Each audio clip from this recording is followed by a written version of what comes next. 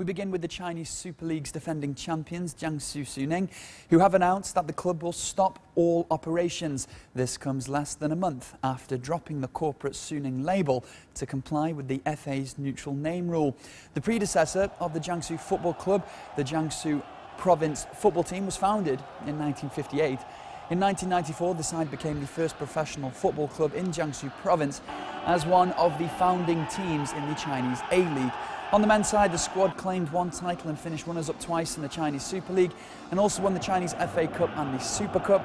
Meanwhile, they played in the Asian Champions League 3 times, reaching the round of 16 in 2017. On the women's side, they have also won the league title once, as well as 3 Chinese FA Cups and the Chinese Super Cup, along with finishing as runners-up in the Asian Champions League.